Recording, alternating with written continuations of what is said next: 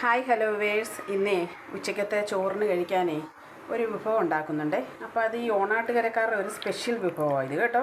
അപ്പം നമ്മളിത് ഉണ്ടാക്കുന്ന പണ്ടത്തെ കാലങ്ങളിലൊക്കെ മാർച്ച് മാസം വരെ കാത്തിരിക്കണമായിരുന്നു, അതായത് കുംഭഭരണിക്ക്. അപ്പോൾ എല്ലാവർക്കും മനസ്സിലായി കാണും അല്ലേ ഞാൻ എന്താ ഉണ്ടാക്കാൻ പോകുന്നതെന്ന്. അപ്പോഴേ ഞാനാണെങ്കിൽ കുറച്ച് മാങ്ങ അരിഞ്ഞ് വെള്ളത്തിൽ ഇട്ടിട്ടുണ്ട്. എന്താണെന്ന് വെച്ചാൽ ഇച്ചിരി പുളിയുള്ള മാങ്ങയാണ്. അപ്പോൾ ഈ പുളിയുള്ള മാങ്ങ പുളി കളയാനായിട്ട് നമ്മളൊരു വെള്ളത്തിൽ അരിഞ്ഞിട്ട് ഒരു അരമണിക്കൂർ മുമ്പ് വെള്ളത്തിൽ അരിഞ്ഞിട്ട് 2-3 വെള്ളത്തിൽ കഴുകിയെടുക്കുമ്പോൾ ആ പുളി അങ്ങ് മാറുവേ. അപ്പം ഞാനേ ഈ വിഭവം ഉണ്ടാക്കാനായിട്ട് എന്തൊക്കെയാണ് അതിനകത്തിലെ ഇൻഗ്രീഡിയൻ്റ് എന്ന് പറയാവേ. അപ്പം മാങ്ങ ഞാൻ അരിഞ്ഞത് മാറ്റി വെച്ചു. പിന്നെ ഇനിയുള്ളത് നല്ല ഉണക്ക ചെമ്മീനാണ്. ഉണക്കക്കൊഞ്ചാണെങ്കിൽ പിന്നെ വറുത്ത് അതിൻ്റെ തലയും വാലും ഒക്കെ കളഞ്ഞ് കഴുകി ഞാൻ വെച്ചേക്കുവാണ്. പിന്നെ ഇതിന് ചേർക്കേണ്ട ഇൻഗ്രീഡിയൻ്റ് എന്തൊക്കെയാണെന്ന് വെച്ച് കഴിഞ്ഞാൽ ഞാൻ ഒരു മുറി തേങ്ങ എടുത്തിട്ടുണ്ട്, കുറച്ച് കൊച്ചുള്ളിയുണ്ട്, 2-3 കാന്താരി മുളകുണ്ട്, പിന്നെ ഞാനൊരു 3-4 ഈ ഉണക്കക്കൊഞ്ചില്ലേ അത് ഞാൻ ഇതിനകത്തോട്ട് ഇട്ടിട്ടുണ്ട്. അപ്പോൾ ഇത്രയല്ല, ഇനിയുണ്ട് ഇതിൻ്റെ കൂട്ടത്തിൽ ചേർക്കാനുള്ള പിന്നെ പൊടികൾ. അപ്പം ഞാൻ ഈ ഇഞ്ചി പിന്നെ തേങ്ങയും ഈ കൊച്ചുള്ളിയും ഈ പച്ചമുളകും കൂടെ ഒന്ന് ചതച്ച് കഴിഞ്ഞിട്ട് പിന്നെ ഞാൻ ഈ ഉണക്കക്കൊഞ്ച് അതിനകത്തോട്ടിട്ട് ഒന്ന് ക്രഷ് ചെയ്തെടുക്കും. അപ്പോൾ ഈ കറിക്കുണ്ടല്ലോ നല്ല കൊഞ്ച് നല്ല ഹൈലൈറ്റായിട്ട് നിൽക്കും ആ കറി കൂട്ടുമ്പോൾ, മനസ്സിലായോ? അതുകൊണ്ടാണ് ഞാൻ ഇങ്ങനെ ചെയ്യുന്നത്. അപ്പം ഞാനിതൊന്ന് ചതച്ചുകൊണ്ട് വരട്ടെ, അത് കഴിഞ്ഞിട്ട് ബാക്കി എന്തൊക്കെ ഇൻഗ്രീഡിയൻ്റ് അതിനകത്ത് ചേർക്കുന്നുള്ളത് ഞാൻ കാണിച്ചു തരാവേ. അപ്പോൾ അതേ ഞാനാണെങ്കിൽ ഈ അരപ്പരച്ചുകൊണ്ട് വന്നിട്ടുണ്ടേ.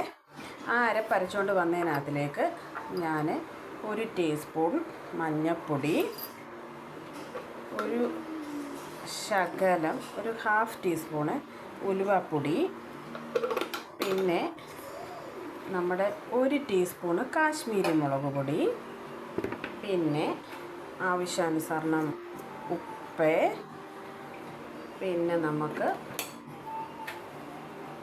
കുറച്ച് കറിവേപ്പിലയൊക്കെ നമ്മുടെ ആവശ്യാനുസരണം വേണം കേട്ടോ.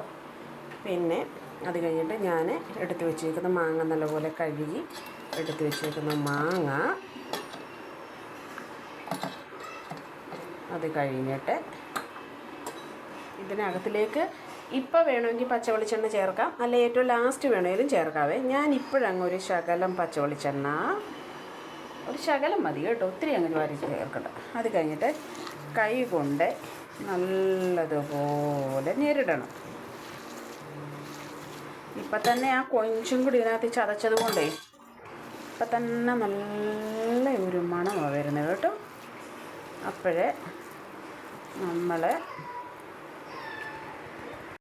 നമ്മൾ നല്ലതുപോലെ കൈ കൊണ്ട് തിരുമ്മി പിടിപ്പിച്ചിട്ടുണ്ടേ, കണ്ടല്ലോ.